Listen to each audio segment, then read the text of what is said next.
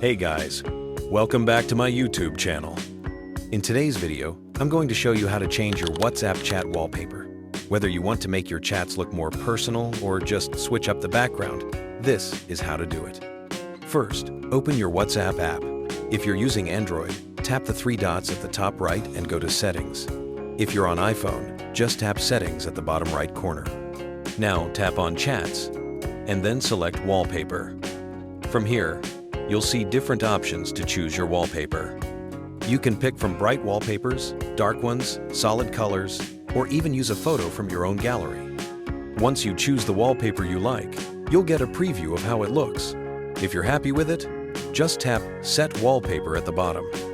And that's it! Your chat background is now updated. You can also set a custom wallpaper for individual chats by going into the chat, tapping the contact's name, and selecting Wallpaper and Sound. That's it! You've just learned how to set a WhatsApp chat wallpaper. Thanks for watching, and don't forget to like this video and subscribe for more tutorials. See you in the next one.